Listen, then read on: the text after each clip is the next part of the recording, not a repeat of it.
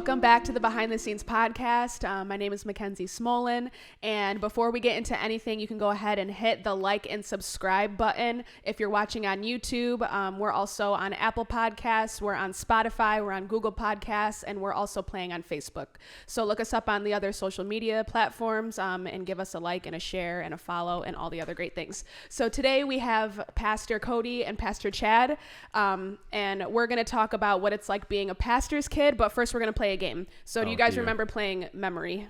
Yes. You remember that game? So if you're just listening, we've got 16 cards in front of each of them, and there are emojis on the back of them. And what they've got to do is they've got to flip them over, and I will count to 10. They've got to memorize where exactly each one is. And then at the end of the 10 seconds, they'll flip them over. And then using one hand, they've got to match them up as best as they can. So the way that you're going to do it is you're going to take one card and flip over a pair. And if it doesn't match up, then you got to flip it back over and then try again with another pair. You can't use two hands. Mm-hmm. You have to use one hand. Okay. Does that make sense? Yep. Okay, go ahead and flip them over, and then I'll count to 10 seconds. Wait, all of them? Yep, flip all of them over. Oh my goodness. Memorize where they are. This is not going. You're going as slow as possible. I see. They're hard to get to. Yeah. There we go. Oh, we can two-hand. Okay. Yeah, you can two-hand it for right now. And here we go. She sent me up. She put some backwards know, just I to really make it more difficult. I did not mean that. It's okay. Some of them are upside down. It's totally fine. Get them situated. Hold on. Yeah, if they're upside down and all that, you can go ahead and flip them over.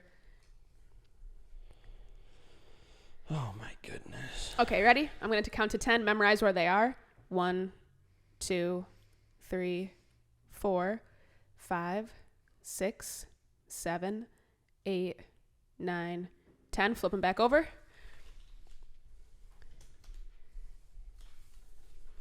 Oh, crap. I can't swap the...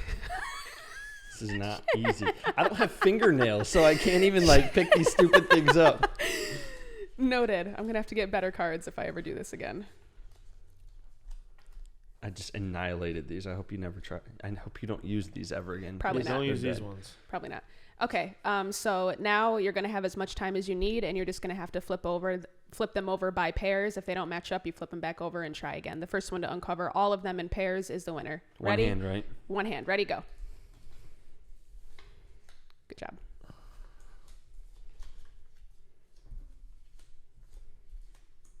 Dang. Oh, no. I'm not even going to try because... Oh, it was this one. Yep. Ooh, Chad's about to beat you. Where was this one? Oh. Nope. Oh. Oh, no. Oh, man. No.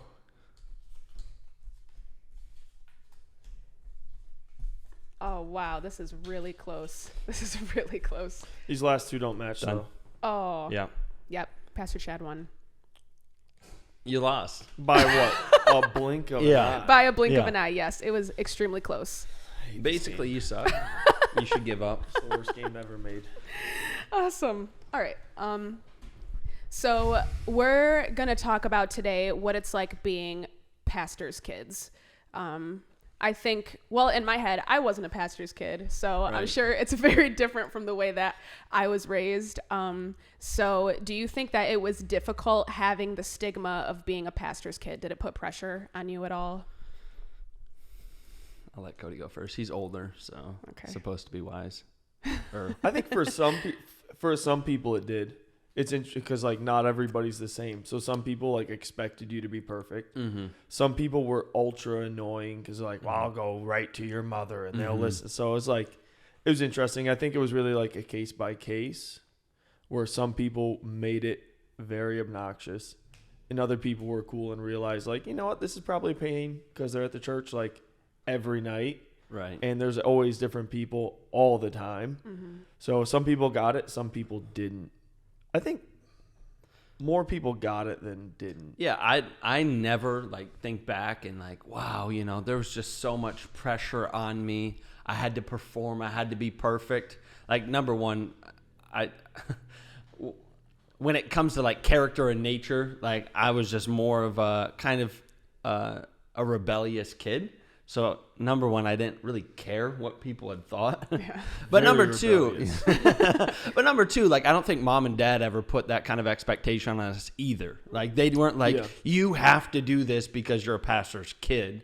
It was more like, hey, this is what the Bible says, and we should act like this. I mean, it didn't help that, like, when he was on the road, we literally, we got kicked out of kids' church, and he was the guest preacher because we were, like, fist fighting each other. Me and Cody were literally fist fighting in You kids' know, it's church. like, things like that definitely occurred. Right. But there were probably some conversations like, yo, this is not allowed. You represent me, and this isn't going to happen again. But I think that happens in any household. Like, you go to anybody's work, and if their kid is there, like you go to a picnic, a work picnic, it's probably going to be the conversation, don't make me look dumb. Yeah. Yeah, that makes a lot of sense. But I mean, it makes sense that your parents wouldn't put that much pressure on you because they're the type of people that they just are who they are in general. So they're probably just going to let their kids be kids. So that's pretty good. Don't get me wrong. They made sure we acted right. Yeah. You know, but it wasn't wasn't like an unrealistic expectation of perfection, you know, and I think that's the key. It didn't, because a lot of times when pressure like that's put on, you just go the opposite direction. And I never felt that. Obviously, you know, other people put that expectation on us, and we had a level of like performance that we needed to meet. But like you said, our parents are very just straight shooters. They're not one set of people behind the scenes and then another set of people in front of people. Yeah. So there was no like performance really that we had to put on. Which We were is just good and bad sometimes. That's Yeah. right. I think too, like, I don't know, like the expectations were never to do it to impress or to look good. Right. It was because this is what's right and what's real, which helped. So it wasn't like teaching you how to put on a show. It was like, well, no, this is what's right and real, and this is why. Yeah. That helped. Yeah, for sure.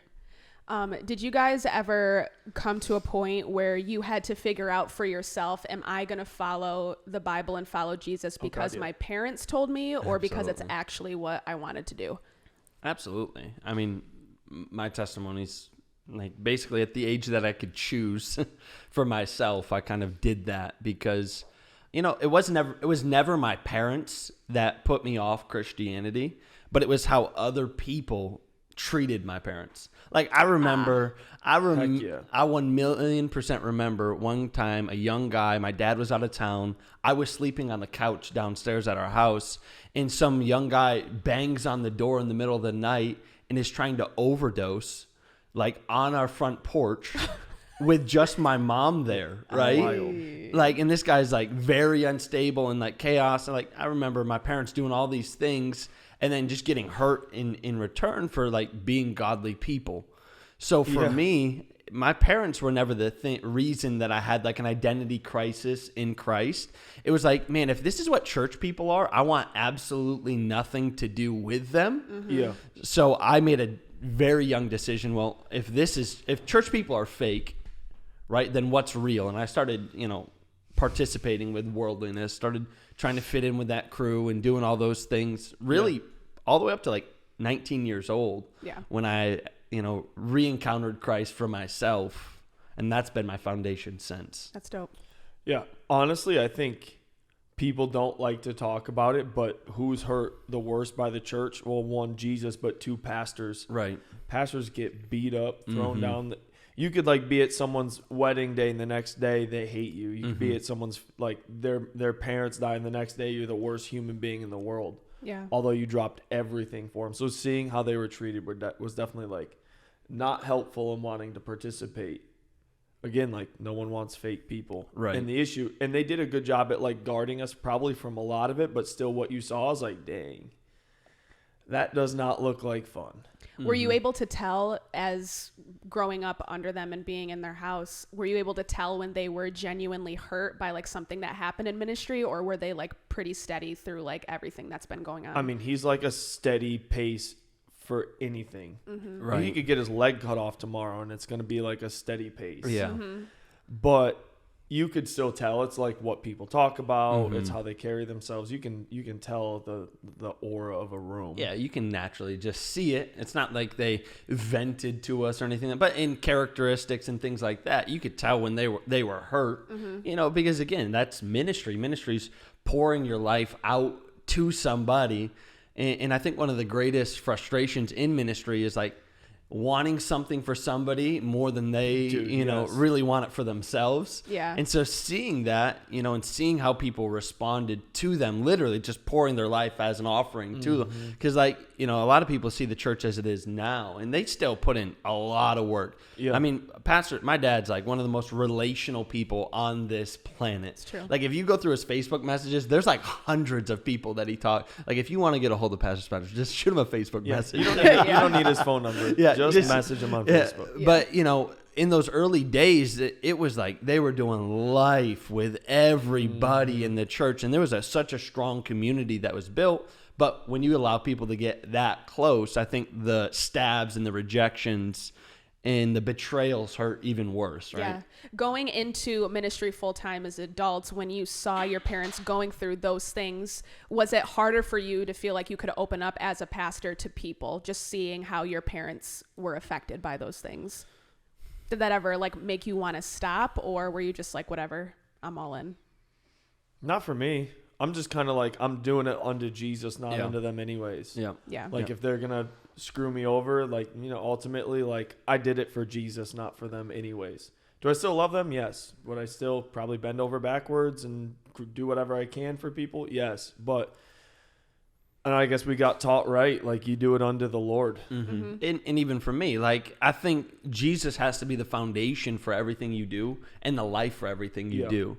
So when I encountered Jesus, and got rededicated and saved, it was no longer about anything, and it was all about my relationship with Christ. And I couldn't agree with anything more than what Cody said.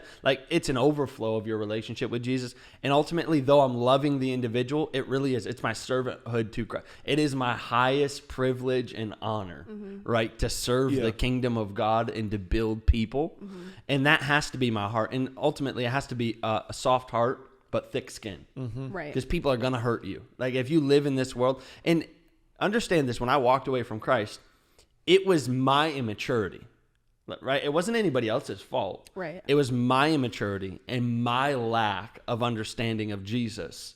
It wasn't anybody else on this planet's responsibility. And so when I had my own encounter, my own relationship with Jesus, he was able to strengthen me in that and teach me. So now it's not even a thought. I know people are going to hurt me. I know people are going to do dumb things. I know that as we go on in ministry, there are going to be scenarios that suck. Yeah. But again, Jesus is that foundation. For sure. Can you, either one of you, think back to something that your parents instilled in you that if you hadn't had it just literally be into you, that you wouldn't be that today? For example, my mother, whenever we got into an argument, she would sit me down and she would be the first to apologize every single time, no matter if it was my fault or not, which it usually was. But she would say, you know what, if I think back on our conversation, I could have said this better. I'm sorry. Yeah. And now I'm always the one. Not always. I like to be the one to say I'm sorry first, just to humble myself. Quickly recounts her Yes. fights with her husband. Yes. No, he's very good at that. So is there anything that your parents instilled in you that you're now thinking about it, if they hadn't done that or made me do this, I probably wouldn't be that way today? Bro, work hard. Don't be a slug. That was says gonna that be one of every mine. day. That was going to be one of mine. Get up and work hard. Yeah. It is as simple as that. Work hard. Be the hardest worker that you know. Don't be lazy. What are some of the things that he made you do to make sure that you guys wouldn't end up as lazy people? Saturday mornings, 7 a.m. Oh, no. Wide awake, ready to go. Up. He was just loud on purpose. So even if you didn't want to wake up, you had to wake up because he was just the most annoying person. Every single, even on your day off, you're getting up early. Yeah. Wow. Yeah. Stacking wood. Stacking cordwood. Oh, man, the worst thing on this planet. I literally wouldn't buy a house that only had a wood stove like for that reason. If it was a heat fueled house, Wouldn't do it. It could be the nicest house on this planet. I would not move into it. If it 'cause was I like- will never stack cordwood ever again. Live in a house for 10 years with only cordwood, or get $10 million and get $10 million at the end, or just live your life. I'm just going to live my Yeah. life. I'm going to figure out how to make money other ways. I'm going to make the money the other way. I hate cordwood Oh my gosh. Yep. so much. And just an example, my dad worked all the time. He worked a lot, but he also valued family and was at family things. He had always teaches that Lou Lanphier taught him, how to create value, especially when you can make your own schedule. He worked all day, but he walked us to the bus stop every single morning, Which was annoying. In the moment. But, it's creating a foundation of, a relationship. Yeah. And then he would be home, right? Yeah. When we got home. And then he'd stay for like 2 hours. Yeah, it was like 4 to 6. He'd be home. Mm-hmm. And then he would leave. And then he'd work. We didn't realize that he was working before he walked us to the bus stop, working while we were at school the whole time, and then worked in the evenings as well and did all that. So it's just an example of like, man, you got to work. I think a lot of times people in ministry try to find out the easiest way they can have it. And I think that's so frustrating because, you can be a mediocre Christian leader and like make minimal impact. Yeah. But it's going to take work to be successful, whether you're a Christian leader, whether you're a business owner, whether you're working at the coffee shop. You, in order to be successful, have to work diligently.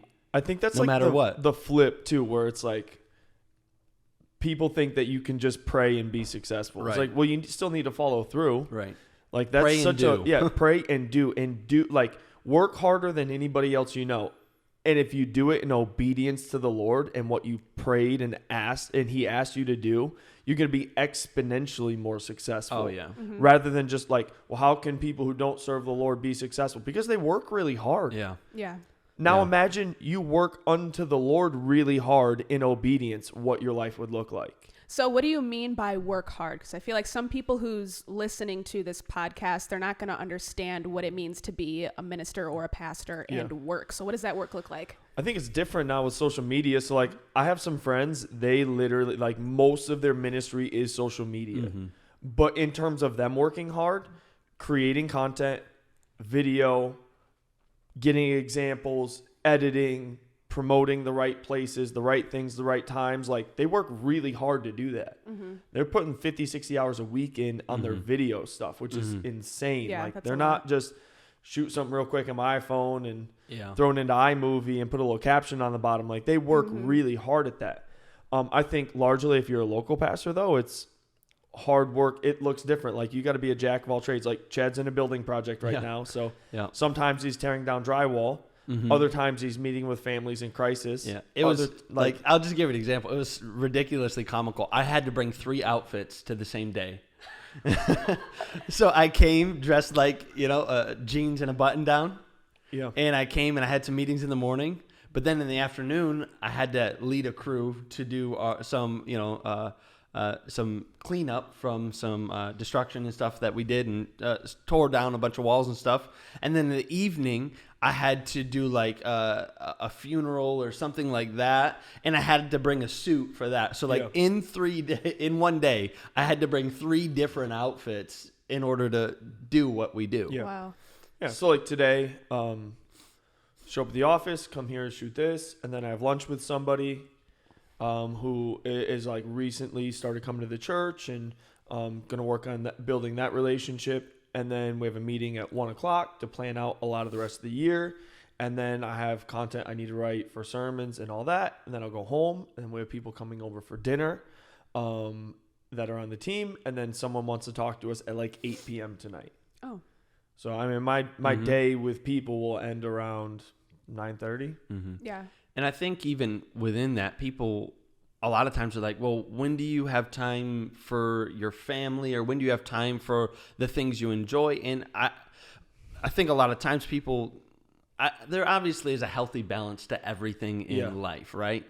But the way we were raised is my family is doing ministry and that is our life. Yeah. I'm not building a life to be around so I get to enjoy my life around the ministry times that I have. No, my life is ministry.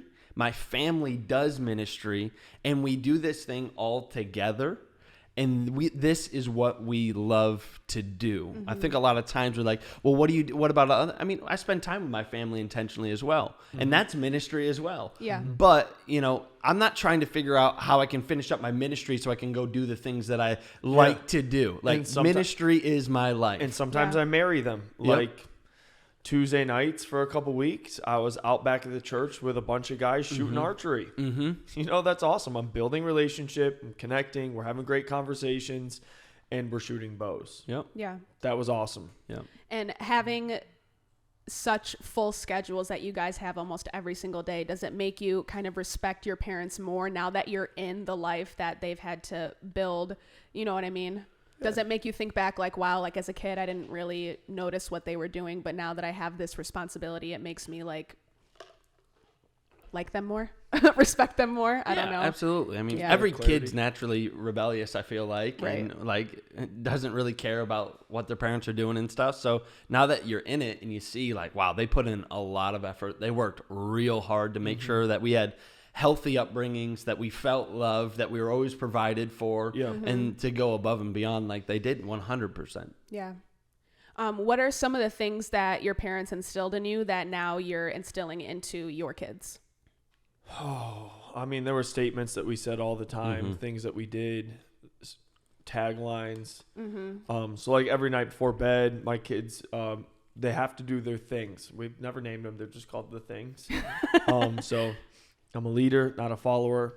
I'm not a gossip. I'm not a complainer. Oh, like I'm affirmations. I'm a problem solver, not a problem creator. I'm smart.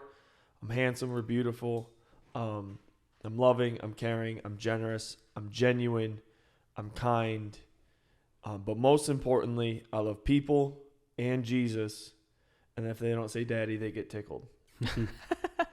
Do you do anything? Well, Hunter's like Yeah, not even right now, the that only thing that age. I can really instill is how they operated with discipline. And, my parents were very healthy with how they disciplined us as kids. It was ridiculous at times. They were disciplined. Yeah, we were For sure. disciplined. But again, I am grateful because I consider all the wild things that I did with discipline, without discipline. Oh my gosh. Holy cow, my life Yeah. would have been chaos. Yeah. Shut up, Cody. And so, right now it's like discipline. It's number one, setting expectations. Right? We always had expectations, not like unrealistic ones, but like, hey, you cannot do this. Expectations with consequences. And if if I break the expectation, there's always going to be a consequence. And my father used to sit down and say, I'm not mad at you. This isn't because I don't like you. I love you. And this is why you're receiving this discipline. And so I sit down, with my daughter. I explain to her, hey, you were not supposed to do this, even though she's not even 2 yet. Yeah. You weren't, but she understands. You were not supposed to do this. I told you no, and you went ahead. And then there's a level of discipline that happens. Yes, there is. Yes, there is. He used to have, never mind. Should we say that? Julian the other day was like, Dad, can you spank me how you told me Bampi used to spank you? I was like, sure, dude. I don't think you want that.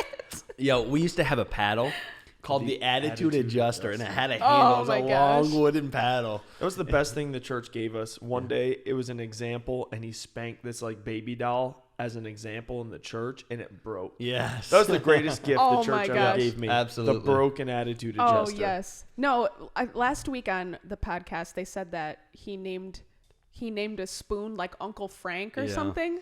Did you have an Uncle Frank? No. That was too young No? for me to like really remember. I Yeah, we feel don't like. remember that. But, Yeah, but I remember the Attitude Adjuster. Yeah. My attitude is adjusted several times a day. a day. Yeah. Praise God. Do you remember, because both of you had a rebellious phase. Maybe you were just like, No, I was Cody just was quietly Cody was a rebellious. terrible person. This is good. I was just quietly rebellious. yeah. So do you remember how your parents handled, I don't know, I think I heard cops got called on one of you at Probably some Cody. point. I was a quiet rebellious. I didn't get caught. Quiet He did. rebellious. Everything got blamed on me because, hold on, let's be real. Like, I was very authentic in who I was. You were. I did not pretend to be a good, like, church kid when I wasn't. Hey, I was always just very... I knew how to play a good church Yeah, game. yeah. I Like was most always people. just very real. Yeah. So when bad things happened, I 100% of the time You know what got was the blame. like? You know what I always think about though is like how impressive it is for people who like their parents don't care if they serve the Lord. There are no rules in their house and they still choose to serve Jesus. Yeah. It's huge. Like, dang, I was bad and I had strict rules. Yeah. You can do whatever you want and you actually want Jesus Yeah. at 17 years old. Yeah. Bravo, It is huge. man. Yeah. Bravo. Like, that's amazing. Yeah. Maybe when kids do that, like that is their form of rebellion almost. I think they just really love Maybe. Jesus. Or they could just You know, love they're Jesus. genuine. They actually just love Jesus. True. But yeah, I don't think I had any moment that I can remember from like 10 until I got right with the Lord that like I had a moment with Jesus. You know, I was at church a lot on Sundays and stuff, but I can't remember a specific moment where it was like I met with God from that timetable in my life. Wow. Just because you were just 10 and you weren't looking for that, or? I don't know. Like we were at church a lot, but I don't know if there was any specific moment that was made for it. You know, when I was in Bible school, I saw this, and it really stuck with me even to today. There was a minister who was an adult at that point in time, and he was in a service during church, and he was like having a full conversation with the guy next to him on the front row, like while the minister was ministering. And, you know, he was like praying for people, like God was moving. People were like getting wrecked by the Holy Spirit. And this guy's just having a full-blown conversation. And the minister pointed out and he said, see, this is the problem with pastors' kids. They're around the anointing so much Just get used to it. that you get comfortable in it and you don't have that sacredness of that moment with God. It's true. And I think I had something pretty Probably similar that. with Cody. Probably that. We were just at church all the time and had a great way to laugh and joke with our friends instead of actually engage. Yeah. That makes sense. So what was the one moment for you when you actually experienced the presence of God and you were like, oh, this is real? My moment of I should stop being an idiot, but I got way better after this moment was when I totaled my motorcycle and almost died. Yeah. That was would like, do it. I know what's real. I should probably start getting this in order moment. Yeah. That would Because the do it. question was never like, does God exist? Is God real? It was always like, you know, well, When? what's more valuable at this moment? Yeah. So your parents say a lot that when other pastors and ministers come in and they're like preaching or doing whatever and they look at your guys' family, they're very impressed and like almost touched at how close all of you guys are, that all of you guys are in ministry, that all of you love Jesus. That doesn't happen with all ministry families. A lot of them, it's almost like one of two opposites. It's like either they're all in and they're taking over their parents' legacy, or they're like In jail. doing drugs, like almost like very much traumatized. So what do you think is happening that you've been raised in a healthy ministry family? What do you think happens to those people who may be around the anointing, may have the opportunity to know and love Jesus, but for whatever reason they just leave, even if their dad's a pastor? Yeah, well, I think my friend, I'll just give like another podcast a shout out real quick. My friend Devin. You can't do this. I'm doing it. No, my friend. Do it, please. My friend Devin Fry actually did like a whole series of conversations about being a pastor's kid. He's great, like great. So it was just him, and then him and his sisters, and then him, his sisters, and his parents, and they talked through a lot of stuff, and it was really wild. Yeah. But I think that like people get unrealistic expectations. I think people are forced to fake. I think people see the hurt and the pain. I think those are like big things, really big things that a lot of people probably don't do well, or like it affects them negatively. Yeah. You remember your parents being the same or different on the pulpit as when they were at home? Yeah. That's the number one reason today I hear kids walk away from Jesus. Yeah. I wish my mom and dad were the same at church as they were at home. Oh, that's so I mean, horrible. and I think that has to account for majority of pastoral, kids that walk away. That has to be some level, because everybody that I know that still serves the Lord and is a second, third, fourth generation minister, it's because their parents are just authentically in love with Jesus and show that. Because again, success doesn't mean you love Jesus. Ministry gifts doesn't mean that you love Jesus.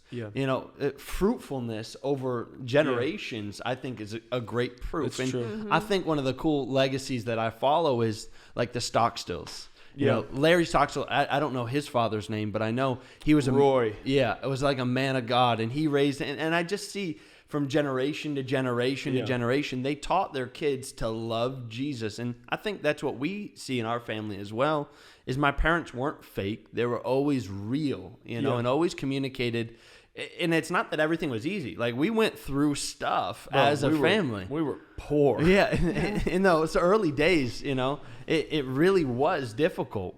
But they always pointed us back to Jesus. It was never like, you know, I never looked at God and was like, man, God's the reason that I'm in this predicament.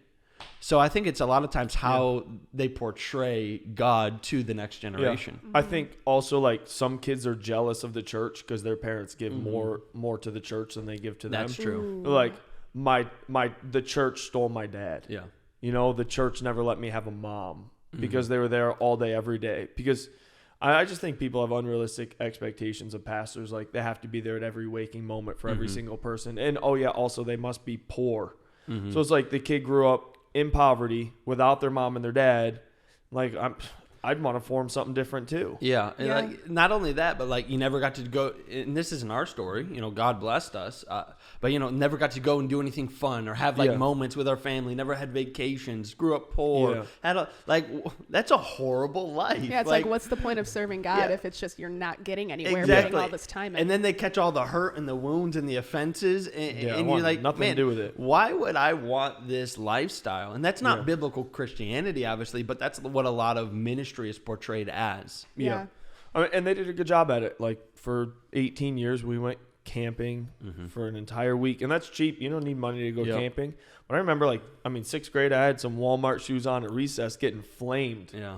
$100 for school clothes in 7th grade. That's all was what we each got. It was like 2-3 shirts, 2-3 pair of jeans. Yeah. And I got flamed over that too. Like, so like it's not like money makes things, but like they did a really good job at making us like feel valued and celebrated. Right. And specific time with us, and we're at all the games, and we might not have had $1,000 extra to go to Disney, but we could go camping. Yeah. No, I mean, they created that value, you know, and they made us know that we were, even when they weren't at things. I think that's where a lot of ministry people miss it too. Is like, you got to understand the mission of a pastor or a fivefold ministry. Like, you're not trading your parents out. Like, they are fulfilling eternal destiny, right? And we as a family are doing it together. Yeah. And so I think it's creating that camaraderie and that mission-based, you know, lifestyle of like, we are lit. Like, when you understand, like, it's hell or heaven, you know, and what we're doing matters. I think there's a weight that's put. And even as a kid, I understood, like, you know, he's not with us, not just because he's wanting to be busy or do stuff. He's building people that are broken and hurting. Yeah. And I think, too, like, when he went away, he always came back with, like, something small. Yeah. You know, it was like, hey, I love you, and I was thinking about you. And he took me on a trip or two. You know, like, you traveled with him when he was doing evangelism. I didn't really do that because I was too young. But when he was doing Bible school stuff, he would take me down to, I think it was, like, Arizona or Arkansas with him. I went like 3 or 4 times, and like I didn't even like him at that period of time, but that was like the That's why he made you go. Exactly. You should have pretended to like him. No, but it was like the 1 week where I was like, wow, my dad's not, you know, who I was a teenager, so you know that idea that I had in my head, like, he's actually a good guy. Yeah. Do you remember being able to see God perform miracles with your parents growing up with them? I think that's a big thing too, is sometimes if you're in a Christian home and it's not necessarily healthy, or you've got like a fake parent syndrome, I don't know, don't say that to your parents. But if you don't have a high faith and you're just all churched out all the time, but you're not seeing God move in your personal life, that could be another reason why kids decide to turn away one day. I mean, they saw awesome stuff. So it's too long. Like I was joking with Mackenzie before this, like, me trying to remember my childhood is like the worst. So that's the thing. So like, miracles don't get people to serve Jesus. Right. They let you realize that Jesus is alive, but it does not force you to serve the Lord. It's true. Yeah. How many people saw Jesus, you know, perform miracles, and then how many stayed after he said, "You must eat my flesh and drink my blood"? How many people were remaining, right? Yeah, that definitely makes sense. But there are definitely cherries on top of like, wow, look at God. Yeah, look at that moment. Dude, third grade, they still weren't making like any money, and got a house like probably like 65, 70% of the value of the home. And they didn't know. They just put a low offer on a house because she really liked it, and that's all they could afford. Literally all they could afford at the moment, and they didn't want to go to another apartment. They wanted a home, and put in the biggest offer she could on a house that was way out of her price, and prayed and believed and hoped. And that's where we lived from third grade all the way until I was probably 20. They only moved like 5 years ago. Yeah. So, yeah, I mean, even that. And Mom went and worked full time so that Dad could do ministry full time. You know, just that in itself is a miracle, because she literally provided so that he could just sow his life until, you know, there was income from the church where he could actually pay himself a salary, which, you know, wasn't too much. Yeah, not at all. Yeah. You guys think that your calling is different from your parents' calling? Yeah. In what ways? I think they unfold slowly, but part of legacy, right, is their ceiling should be our floor, and they always teach that. And the things that they've empowered and opened doors for us with, you know, propel us so that we can accomplish far, even if it's, you know, pastoral leadership in the call, it's going to far surpass what they've done, not because we're better, but because they set us up better. Yeah. 100%. I'd agree. I think they unfold. Well, I was just thinking, like, some people might say, like, oh, well, when Pastor Spencer and Pastor Rhonda get older, somebody's going to have to take over the church, and it can't be both of you. That'd be weird. No, we already got that sorted out. You already got it sorted out? Yeah, and I think that there's things in his heart, there's things in my heart that aren't equal to what they do, but they all play a part together. Yeah. Absolutely. Yeah, that's awesome. And I mean, that's legacy, just fulfilling that. And knowing that as a kid, like I remember when I was going to go to college, when I went to college, I have a useless criminal justice degree, you know, like they were like, wow, why don't you go and do that? And they were supporting me when I did all those things and said, you know what, you don't have to be in ministry. You don't have to do this. You don't have to do that. You do what you feel called to do. That's awesome. You know, so they never put that pressure of like, you have to be like me. And I never felt obligated to do that either. Did you have any other careers lined up before you were called into the ministry and you're like, oh, I'm definitely supposed to be a pastor? Oh, yeah. Well, it was either to be a history teacher, which I love history still. I think that's awesome. Or to be in business. And like, I love selling things. I think it's fun. I love the challenge of selling things. So either one of those would have been like a different direction. But I mean, even though I'm in ministry, I can still sell stuff. So you can still teach people history if you wanted to. I do. Just history from the Bible. That's life applicable. Oh, well, look at God doing both of them. Would That's you awesome. look at it? Well, before we wrap this up, both of you guys are currently working on some really awesome things. So why don't you plug your podcast really quick? Awesome. Well, if you'd like, you can check out Truth Be Told podcast. My wife and I do that every single week. We've been having fun just doing all sorts of topics. We got a ton of content out. It's been like a little bit over a year. So yeah, if you type in on Facebook, Instagram, all podcast platforms that really exist that matter. That's how I do it, because I'm sure there's some out there, but all the ones that matter, we're on there. Nice. And then, you know, we're leading the Ithaca campus right in Ithaca, New York. That's where Ithaca super campus creative. is. Leading the church there. It's growing. We're doing a big renovation. Really excited about what God's doing there. Seeing, you know, just God unfold a miracle, you know, in finances and things like that. Yeah. So where we're at is we're gonna have a 250 to 300 person sanctuary. We have a whole new renovated building. We're in a rent to own position where we're gonna be able to own like an $8 million building in 4 to 6 years, and we're going to be able to get it for under $4 million. And wow. God's just given us such favor with that. Have an amazing family. Daughter just had a son, like 7 or 8 weeks ago. He looks exactly like you, and it's weird. I literally think it's like his face, like on a baby, and you're just holding Jade it. Like, just keeps saying, "There's baby Chad." No, it's so weird. I literally look like you're looking at me, like fine. I'm holding you.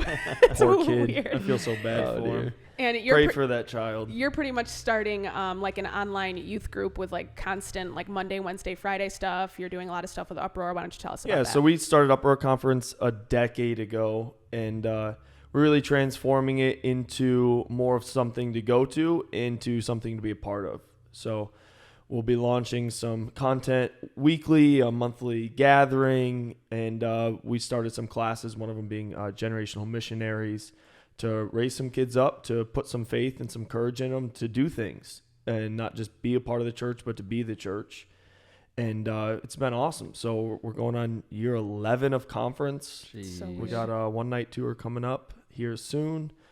And then transforming that to that online gathering, I think it's going to be awesome. So we've been working on some stuff. Yeah. I'm excited about everything that's been going on. So that'll do it for today's podcast. Again, if you want to hit like and subscribe on every social media that matters. That matters. MySpace. Yes. Find us on MySpace if you can. If you find us on MySpace, you're getting a gift card because I don't know how you did. All right. And that's about it. We'll wrap that up. Thank you and have an awesome day. Awkward ending. Yeah. I don't know how to do this.